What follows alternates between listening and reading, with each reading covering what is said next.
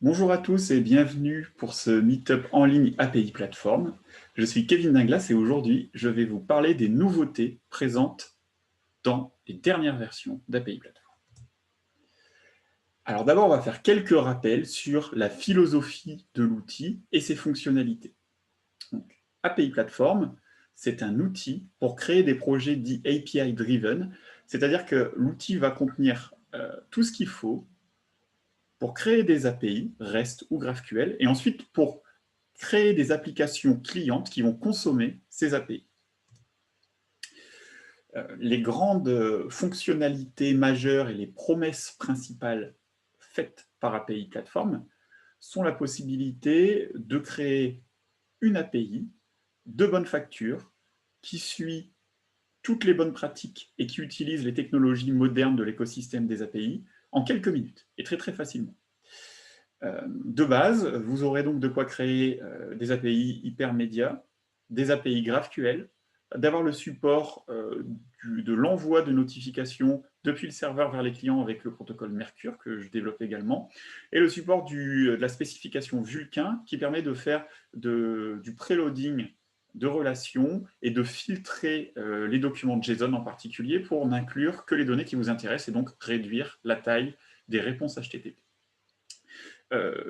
Dans API Platform, vous avez aussi des outils qui vont vous permettre de créer des clients, généralement JavaScript, pour consommer ces API et faire des applications web et des applications mobiles.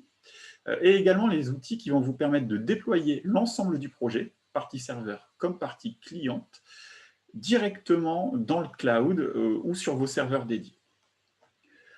Malgré le fait que API Platform vous propose une expérience très guidée, où tous les choix par défaut sont ce que l'on pense être les meilleurs et où vous pouvez vous appuyer sur cette expérience guidée pour avoir un projet qui sera de bonne facture.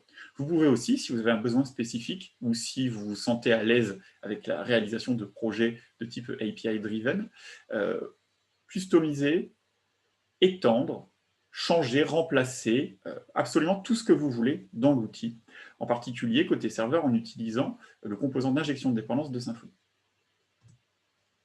Alors, les 4 composants principaux d'API Platform.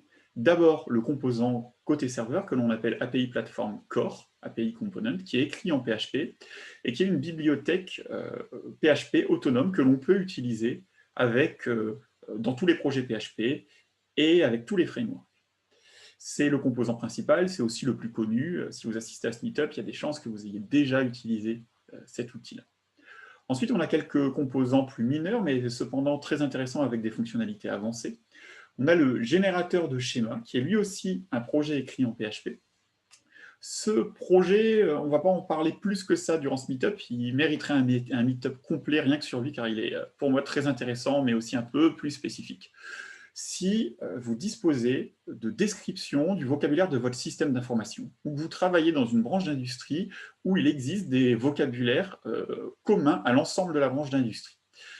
Dans ce cas, vous pouvez utiliser ces descriptions pour générer des classes PHP qui vont permettre d'implémenter ce modèle de données. L'outil permet la génération de ces classes et la génération de métadonnées telles que les contraintes de validation pour Symfony, le mapping avec l'ORM Doctrine, ou encore l'ajout des annotations API Platform. Bref, on y reviendra peut-être lors d'un prochain meetup, parce qu'il y a en plus de nouvelles fonctionnalités dans cet outil qui ont été ajoutées récemment.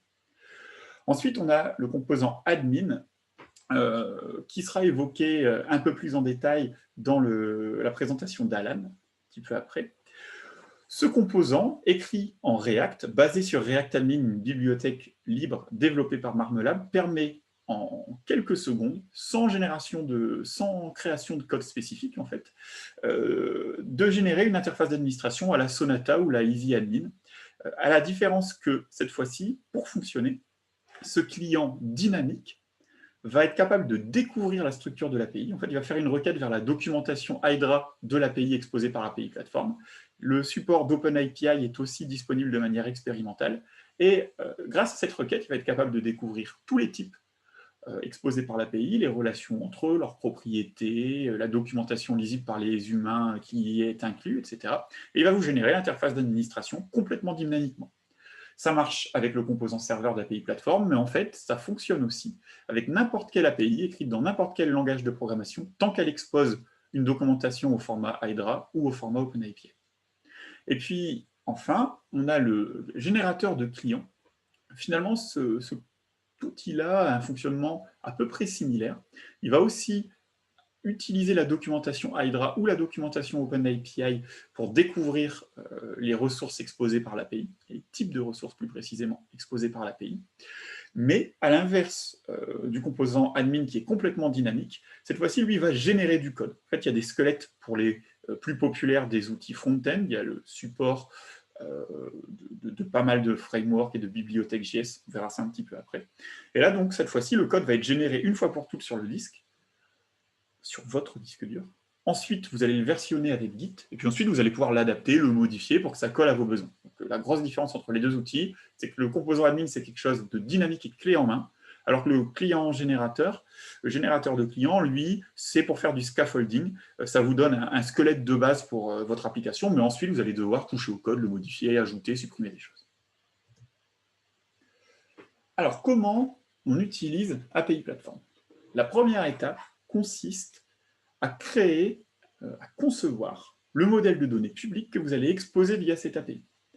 Pour ça, on va voir un petit peu comment on fait après, mais gardez en tête qu'API Platform, c'est un outil qui est à la fois code first, c'est-à-dire qu'on va écrire le code tout de suite pour avoir un prototype fonctionnel, et aussi design first, c'est-à-dire qu'en même temps, on va se concentrer sur la documentation que l'on va exposer, la structure de l'API que l'on va exposer. On va se mettre à la place d'un développeur front qui doit utiliser notre API. On va essayer de faire la chose la plus fonctionnelle et la plus efficace possible pour lui. Ensuite, une fois qu'on a réalisé ce schéma de données, API Platform va nous proposer toute l'infrastructure nécessaire pour exposer ce modèle de données sous la forme d'une API REST ou GraphQL, pour ajouter l'autorisation et l'authentification, le contrôle d'accès, etc., la gestion des utilisateurs, pour générer une documentation lisible par les machines, consommable par les outils JS dont on a parlé juste avant, mais aussi une version lisible par les humains, facile d'emploi.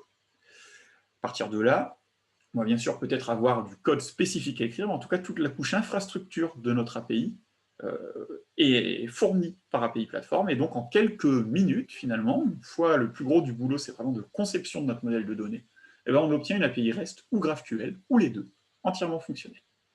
Mais ça ne s'arrête pas là, API Platform fournit ensuite les outils côté client qui vont permettre de consommer cette API en réutilisant les métadonnées exposées par cette API, sa documentation.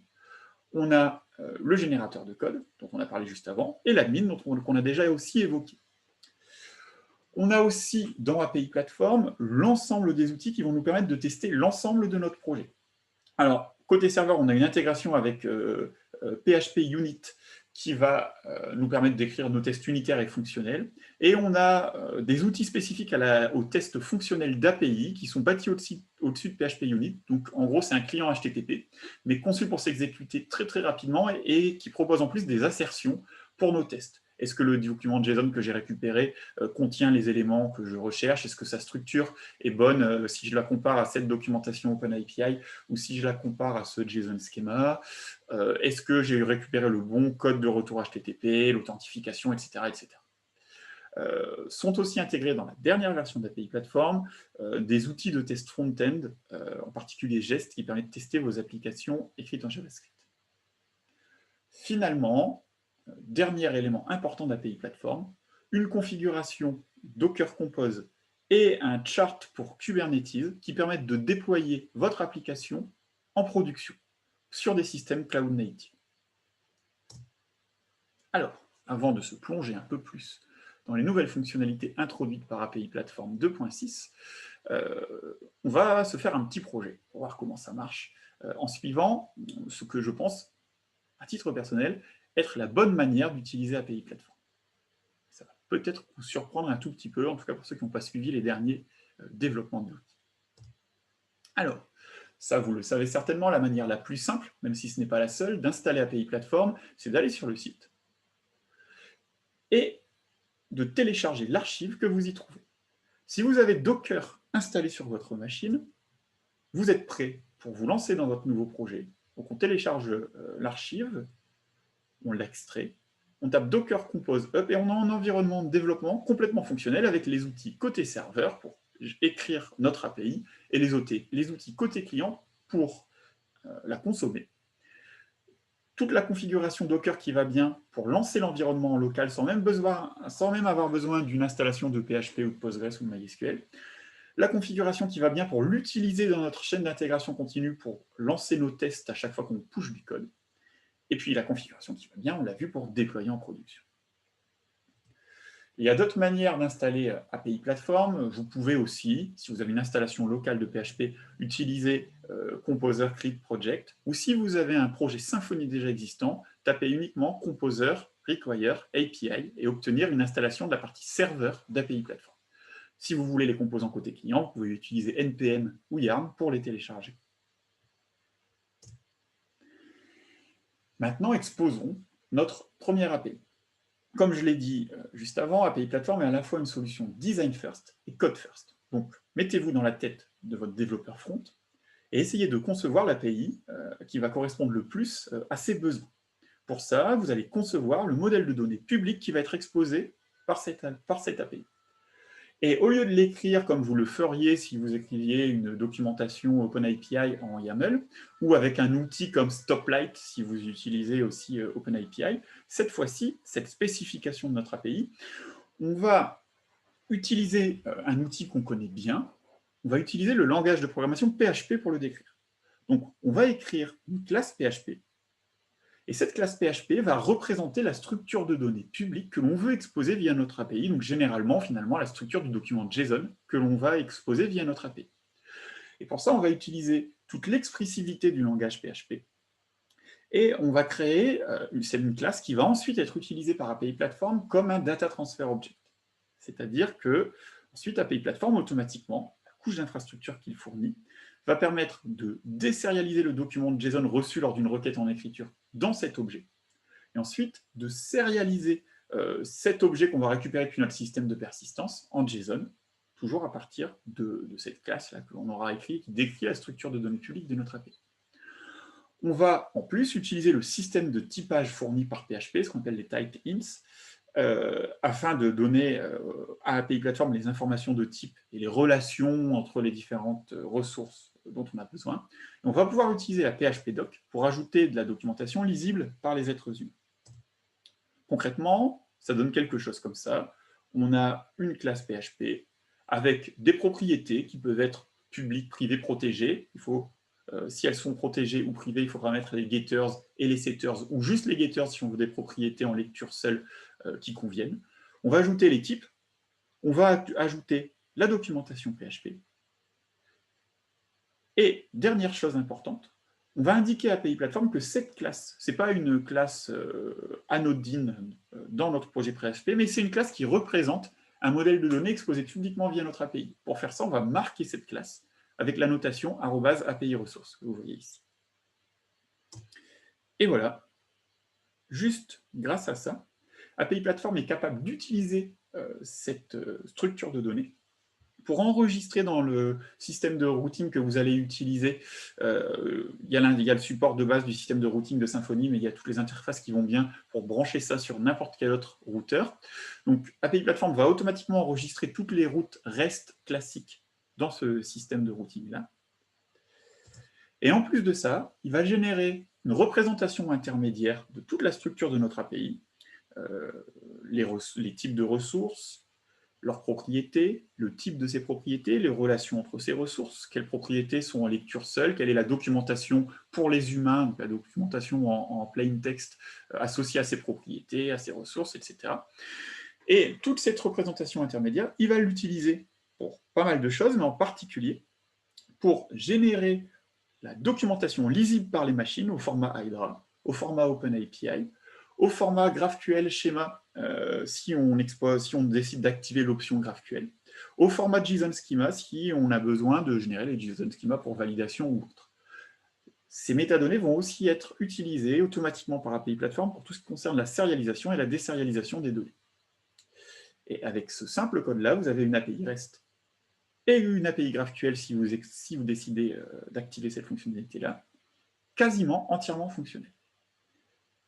Quasiment entièrement fonctionnel parce que ce que ne fournit pas API Platform, c'est le branchement avec votre domaine, c'est le branchement avec votre système de persistance, c'est l'intégration avec votre logique métier. API Platform fournit toute la couche d'infrastructure, mais ça s'arrête là. Dans la bibliothèque standard, en tout cas, dans la bibliothèque Core, par défaut, on n'a pas la gestion de votre domaine, parce que ça, bien entendu, on ne peut pas le deviner, ça va être à vous de le coder. Alors pour ça, pour brancher votre domaine, il y a un jeu d'interface à implémenter, que vous allez devoir faire par vous-même. La première, le premier jeu d'interface, c'est ce qu'on appelle les interfaces Data Provider. Vous en avez un exemple ici. Alors, comment ça fonctionne? Vous avez une méthode support, parce qu'on peut brancher autant de data providers que l'on souhaite dans API Platform. Donc là, ici, on dit, voilà, ce data provider supporte les classes du nom book. Toutes les autres, ce sera d'autres data providers qui les supporteront. Ensuite, on a deux méthodes principales. La plus simple à comprendre, c'est getItem. On a le nom de la classe que l'on veut récupérer et l'ID de la classe que l'on veut récupérer. En gros, API Platform va se débrouiller pour détecter quelle est la classe que l'on est en train de manipuler en fonction de l'URL qui a été demandée et va extraire l'ID depuis cette URL. Et là, nous, il va falloir qu'on branche notre propre code pour, par exemple, faire une requête vers notre base de données et trouver les données qui nous vont bien. Et ensuite, le contrat, c'est que l'on va devoir prendre ces données que l'on récupère sous la forme que l'on souhaite, un tableau associatif, des classes, peu importe. Mais nous, ce que l'on doit renvoyer, c'est une instance de ce DTO book dont on a parlé juste avant. Donc, les DTO dans API Platform, ça peut être confusant parce qu'il y a deux concepts en fait, de DTO. Il y a la partie DTO dans la documentation qui est autre chose, qui n'a rien à voir avec ça. Et il y a les classes marquées avec la notation API ressources qui implémentent le pattern DTO, mais qui n'ont rien à voir avec la fonctionnalité nommée DTO. Ici, dans Stock, on ne va pas parler de la fonctionnalité DTO, on va parler vraiment des classes mappées avec API ressources. Donc là, c'est ça qu'on doit renvoyer en sortie. La fonction getCollection, elle doit renvoyer une liste de ces objets. Alors, elle va pouvoir prendre plus d'arguments que ça. En particulier, on va pouvoir récupérer un contexte qui va contenir le numéro de la page, ou les filtres, ou le tri que l'on veut appliquer là-dessus. Sinon, le concept, c'est le même. On fait notre tambouille, on appelle DoctrineORM, on fait une requête avec PDO à la main, on appelle Google Firebase, MongoDB, ce que vous voulez. On récupère les données, on hydrate une liste d'objets qui sont du type marqué avec @API ressources, et on renvoie ça. Pour l'écriture, même système. Toujours cette méthode support qui fonctionne de la même manière que pour les data providers. Ensuite, une méthode persiste qui va prendre en paramètre cette fois-ci un objet de notre type, donc par exemple dans notre cas book, déjà hydraté par API Platform. C'est API Platform qui va se charger automatiquement de la désérialisation.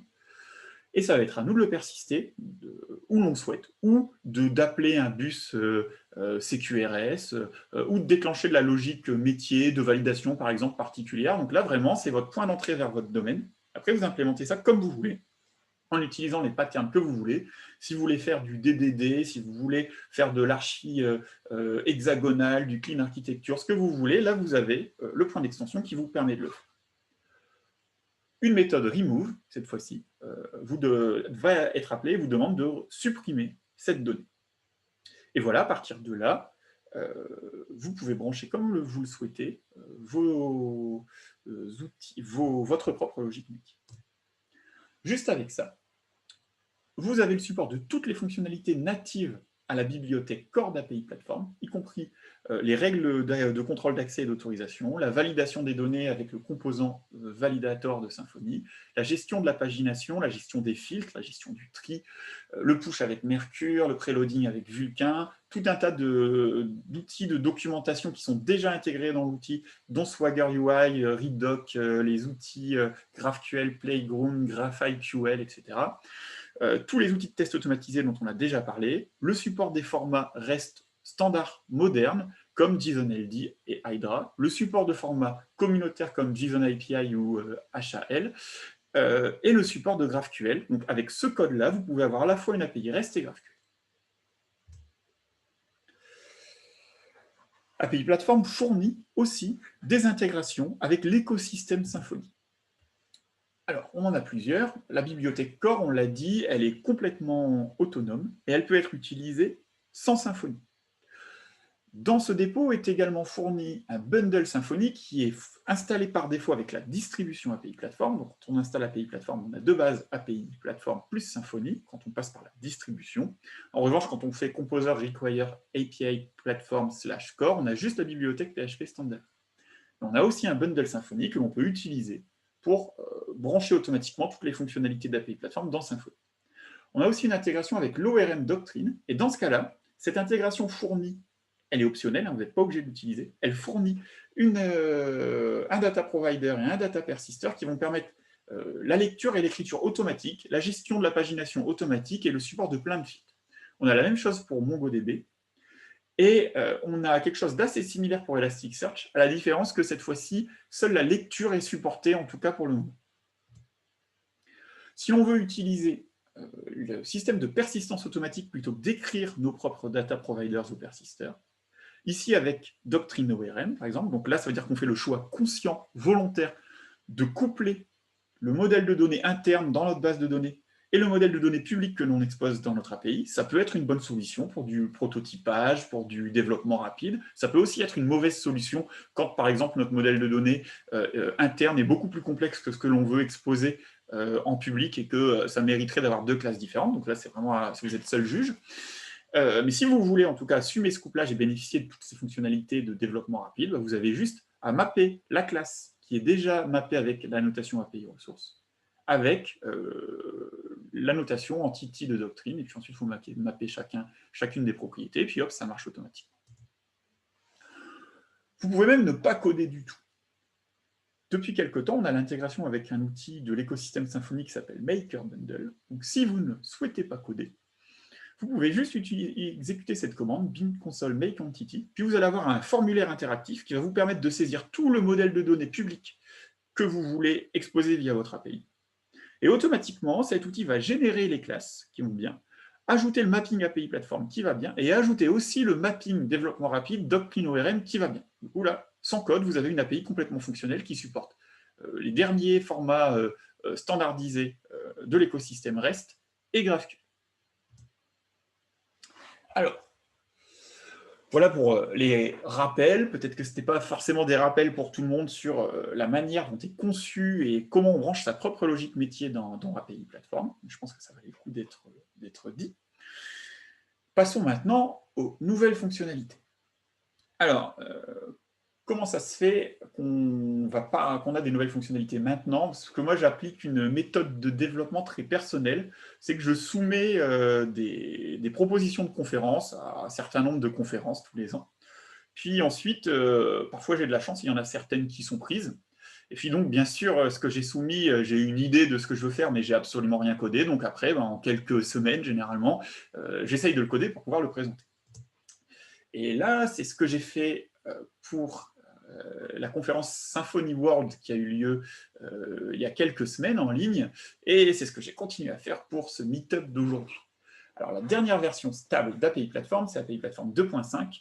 Il y a eu des versions patch sorties entre-temps, bien entendu, mais cette version mineure stable, elle date de plus d'un an, elle date de fin septembre 2019.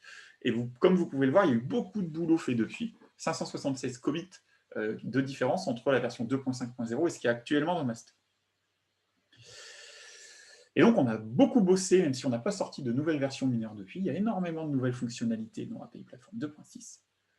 La première version alpha d'API Platform 2.6 a été annoncée, donc suivant cette méthodologie du Conference Driven Development durant le dernier Symfony World. Et donc, je suis très heureux aujourd'hui de vous annoncer que finalement, ça marche bien, c'est assez bien testé et assez stable.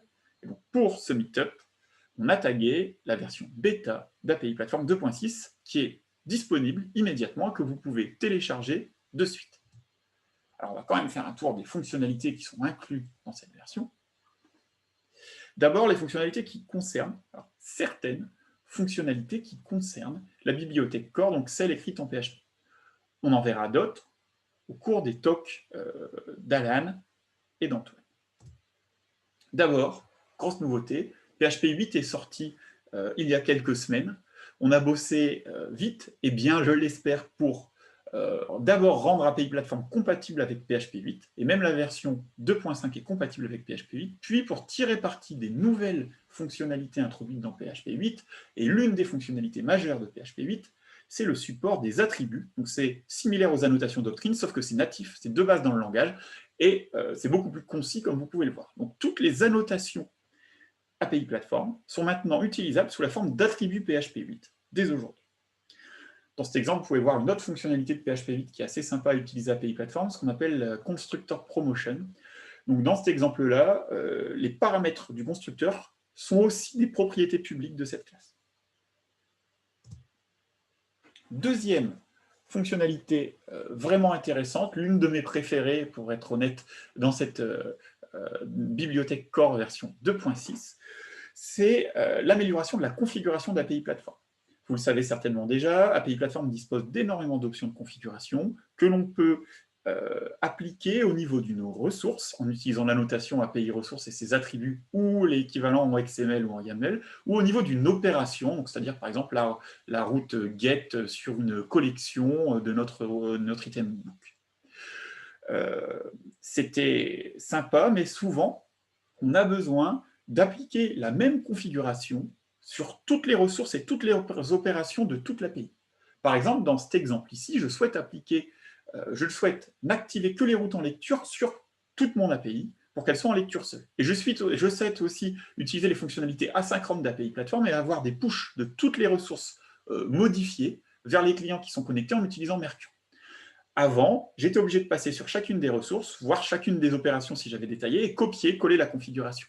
Maintenant, il y a une option qui s'appelle Defaults, disponible dans la configuration YAML du bundle API Platform Core, c'est aussi utilisé avec la bibliothèque standalone.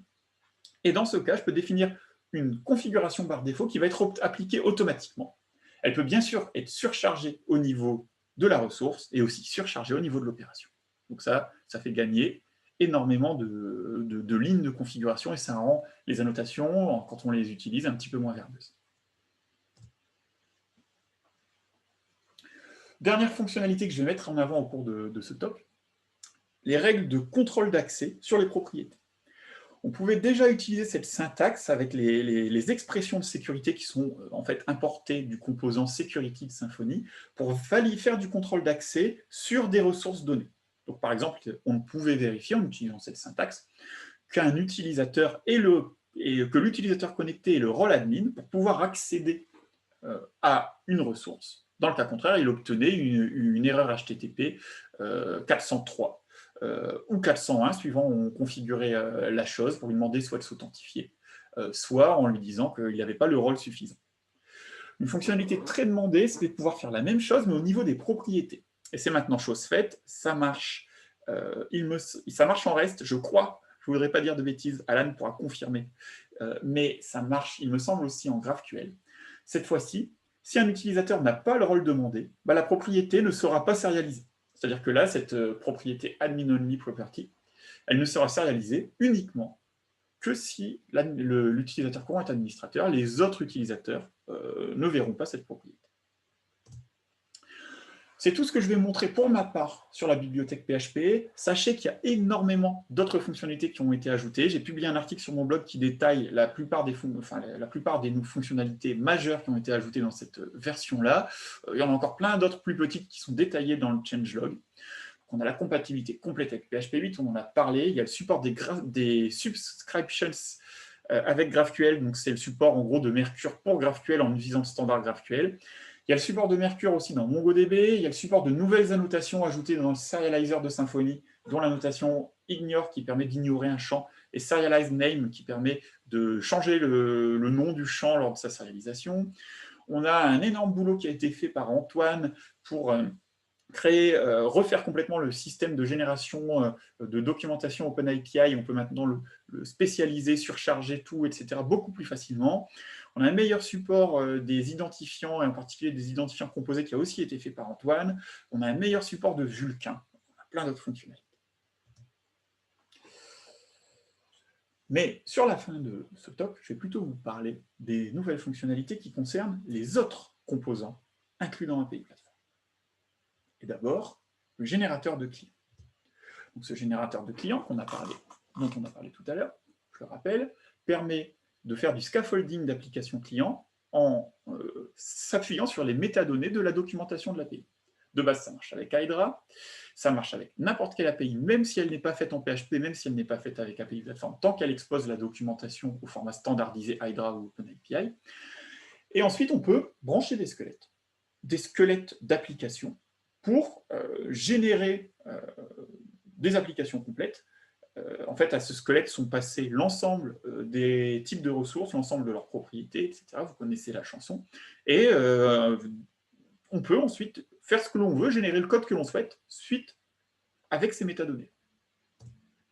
De base, avant API Platform 2.6, on avait déjà le support de pas mal de choses. On avait le support de TypeScript, donc on pouvait générer des interfaces TypeScript qui correspondent au type exposé par notre API côté serveur. On avait le support de React et de Redux, mais sans support du server-side rendering. On avait le support de Vue.js. On avait le support de React Native. On a toujours, je parle au passé, mais c'est toujours présent, bien entendu, qui permettent de générer des applications distribuables via l'App Store ou via Google Play. Et on a le support de Quasar et Vuetify qui sont des frameworks assez sympas basés sur Vue.js. Dans API Platform 2.6, cet outil, on a rajouté le support de Next.js. Alors, il va remplacer par défaut le générateur pour React Redux, qui était un peu ancien et qui n'utilisait pas les hooks, qui était très verbeux, etc. Donc là, c'est un tout nouveau générateur, basé sur React aussi, mais React plus Next.js, qui est le framework de référence dans l'écosystème React et qui est beaucoup plus simple à utiliser que Redux, etc., qui propose un système sympa de routing basé sur les fichiers qui ressemblent à ce que l'on faisait avec une route égale un fichier en PHP 3, mais en plus moderne et sans le point PHP à la fin et avec du code d'un peu meilleure facture, bien meilleure facture, allez, soyons honnêtes. Et il y a le support de base du server-side rendering, c'est-à-dire que votre application JavaScript va pouvoir s'exécuter à la fois côté serveur dans un environnement Node.js et du coup générer du HTML comme si c'était avec Twig et avoir aucune pénalité en termes de référencement, en termes de temps de chargement de la première page, etc. Et ensuite, reprendre l'exécution dans le navigateur pour que ça se comporte comme une single page app ou une progressive web app classique. Donc, ce nouveau générateur est vraiment top et il est inclus maintenant de base dans la distribution API Platform qui a été patché pour supporter de base Next.js dans le composant côté client. Comment ça s'utilise?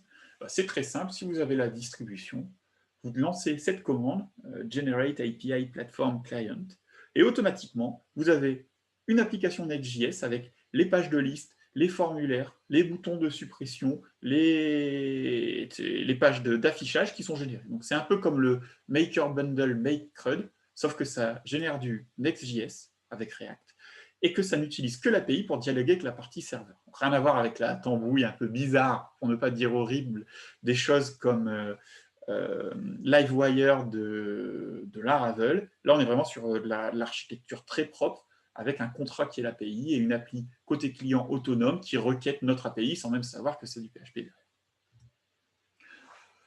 On aime beaucoup React, il faut le reconnaître, chez les tilleuls.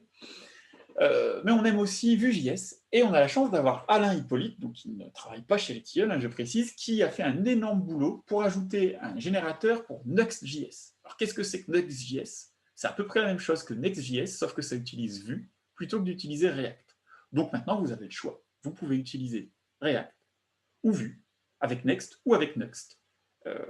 Ce n'est pas installé de base dans la distribution d'API Platform, mais il n'y a vraiment que quelques modifications mineures à faire pour changer le conteneur Docker pour pouvoir utiliser Vue, et si vous préférez Vue, vous pouvez y aller. Ensuite, on a travaillé beaucoup à la simplicité d'utilisation, en fait, à l'onboarding, au premier lancement d'API Platform et à son déploiement en production. Si vous avez déjà utilisé Muladog, l'expert d'API Platform en production, vous pouvez voir qu'il y a pas mal de trucs qui se lancent au départ. Il y a un conteneur PHP, un conteneur de base de données, un conteneur pour le client JavaScript écrit en React, donc l'ancien avec React et Redux, un conteneur pour notre admin, API Platform Admin, un conteneur pour l'application PHP, plus un conteneur pour le support de Vulkan, un conteneur pour le support de Mercure et un conteneur pour le TLS. Ça fait beaucoup de trucs. C'est difficile à se plonger là-dedans quand on n'y connaît rien, qu'on n'est pas trop ops, et ça peut être difficile à déployer en production quand parce que ça fait beaucoup de composants. Il y a un projet super sympa écrit en Go, que vous connaissez peut-être, qui s'appelle Caddy Server.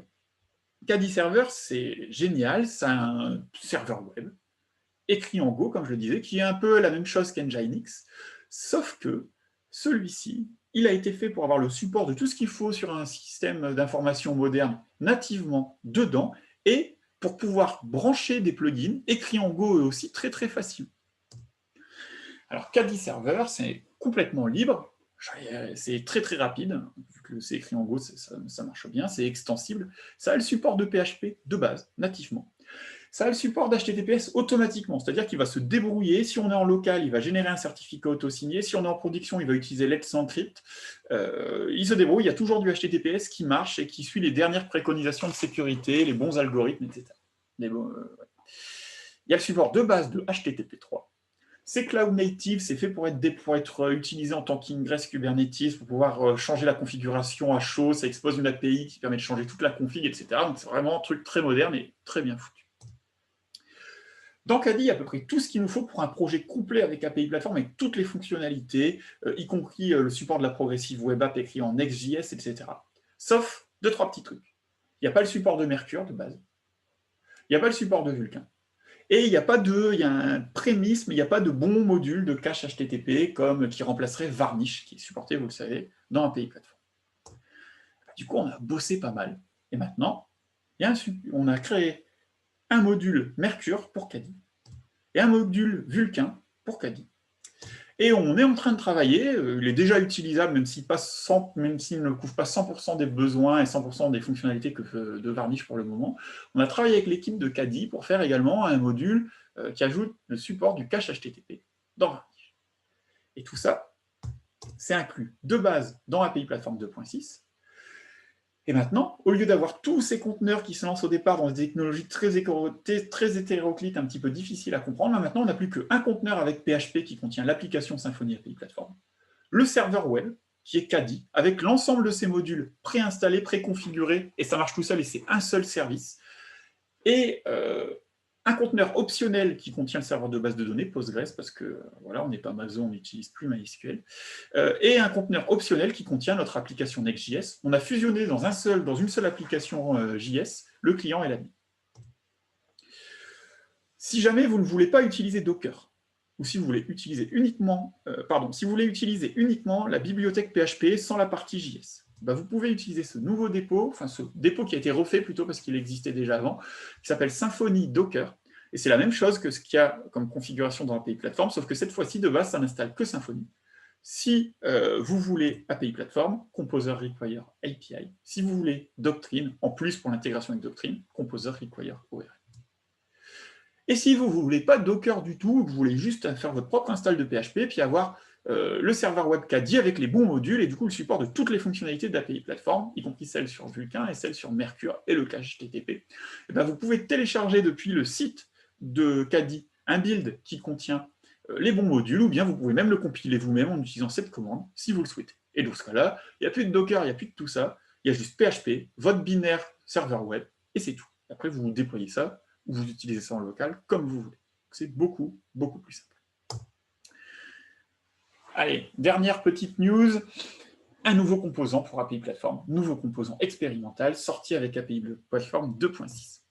Si vous avez vu ma conf lors de l'AFUBD de cette année, vous savez que je suis très attaché à la décentralisation du web, au fait que les utilisateurs puissent contrôler leurs données, au fait de pouvoir fonctionner sans les GAFAM, sans les risques de censure que ça entraîne, etc. Bon, regardez cette conf si jamais vous ne l'avez pas vue et que ce sujet vous intéresse. Et pour ça, il y a un nouveau protocole du W3C qui permet de s'affranchir de la centralisation du web, en tout cas de se réaffranchir de la centralisation du web, qui s'appelle ActivityPub. C'est un protocole pour créer des applications de réseaux sociaux décentralisées, interopérables, fédérées entre elles. C'est entre autres ce protocole qu'utilise Mastodon, Peertube, PixelFed, Mobilisons, voilà, ce sont des outils qui deviennent de plus en plus populaires, qui sont pour la plupart des logiciels libres et qui sont interopérables entre eux. Et ce serait top si on avait de plus en plus d'applications qui étaient compatibles avec ce protocole et ce réseau. Malgré tout, le problème, c'est que cette spec, elle n'est pas si simple que ça à implémenter. En tout cas, elle n'était pas si simple que ça à implémenter jusqu'à présent, parce qu'on a bossé sur un nouveau composant API Platform qui s'appelle ActivityPub, désolé pour le manque d'originalité, et qui permet d'ajouter super facilement, en faisant un composer require, le support de ce protocole-là, et du coup la compatibilité et l'interopérabilité avec tout ce qu'on appelle le fait divers, et donc les applications fédérées avec Mastodon, etc., juste via un paquet PHP installé en plus. Du coup, n'hésitez pas à tester le. C'est encore expérimental, il y a des fonctionnalités qui ne sont pas présentes, en particulier tout ce qui concerne la sécurité pour l'écriture, donc faites attention. En tout cas, c'est un bon début. Et si vous voulez faire des applications pour le web décentralisé, je pense que ça peut aider. Plus on aura un web qui sera sain et qui sera résistant à la censure, au contrôle externe, etc. Un petit point sur la communauté d'API Platform. API Platform, c'est une grosse communauté avec plus de 590 contributeurs que je tiens à remercier très fort pour leur travail énorme. En fait, le projet ne pourrait pas vivre sans tous ces contributeurs et sans toute cette communauté. C'est maintenant beaucoup d'étoiles sur GitHub, plus de 6300, plus de 30 dépôts en tout, écrits dans plus différents langages, finalement PHP bien sûr, mais aussi du JavaScript, du Go, comme on a pu le voir là, du Shell, etc. Et c'est un projet qui est, pour le moment, majoritairement sponsorisé par l'ETL.coop, que je tiens à remercier pour les investissements qui sont faits dans la communauté, mais quand même, auxquels la plupart des contributeurs sont des indépendants, des gens d'autres sociétés, qui rendent l'évolution du projet possible. Alors, pour les remercier, on a décidé d'ajouter une page pour chacun d'entre eux sur le site d'API Platform, donc il y a une nouvelle section communauté, et chaque personne a désormais son propre profil qui résume l'ensemble de ses contributions pour les remercier et puis pour pouvoir suivre un petit peu tout ça disponible directement sur le site. Pour remercier les contributeurs qui ont travaillé sur le projet durant Oktoberfest, il y a des t-shirts qui sont dispo avec ce beau visuel qu'a fait Laurie pour nous. Si vous avez fait au moins 3 PR sur les dépôts API Platform durant octobre, envoyez-nous un mail, regardez cet article de blog, vous avez le droit à un t-shirt. N'hésitez pas à le réclamer. Dernier point, puis je vais laisser la parole aux autres speakers. La prochaine release d'API Platform sera API Platform 3. Il y aura un upgrade pass, en fait on va sortir en même temps API Platform 2.7 et API Platform 3, et à la manière de Symfony, en fait API Platform 3 sera exactement le même code et les mêmes fonctionnalités qu'API Platform 2.7, mais tout le code déprécié va être supprimé. Ça signifie que si vous avez encore des erreurs de dépréciation lorsque vous utilisez API Platform, fixez-les, ça vous facilitera la mise à jour vers API Platform 3, alors sachant qu'API Platform 2.7 sera la dernière version mineure de la branche 2, donc c'est le moment de le faire. Cette nouvelle version, API Platform 3, ne supportera que PHP 8. En dehors de ça, on va, donc vous voyez, c'est surtout pour la maintenance qu'on va sortir cette nouvelle version majeure, mais on va aussi ajouter des nouvelles fonctionnalités, en particulier, là je vous annonce qu'on est en train de bosser massivement sur les sub-ressources, et il y aura dans API Platform 3 une nouvelle version des sub-ressources qui seront différentes, mais beaucoup plus puissantes, avec le support, entre autres, de l'écriture. Voilà, c'est tout pour moi. J'espère que ça vous a plu. J'espère que vous aimez les nouvelles fonctionnalités qui sont dans API Platform 2.6, et puis cette nouvelle manière de présenter le projet, parce qu'en fait, ça a toujours fonctionné comme ça sur comment on branche sa propre logique métier. Si vous voulez aider le projet, si vous aimez mes différents projets, n'hésitez pas à me sponsoriser sur GitHub. Je vous remercie beaucoup d'avoir assisté à ce talk, et surtout, si vous avez un peu de temps, si vous voulez éviter les problèmes, si vous voulez fiabiliser le projet, installez la version API Platform bêta. J'ai oublié de mettre à jour cette slide, c'est bien la bêta qui est sortie aujourd'hui, pas l'alpha. Testez-la bien. Si n'importe quoi qui est cassé suite à cette mise à jour, reportez-nous les bugs, ça nous aide énormément. Merci à tous et bonne soirée.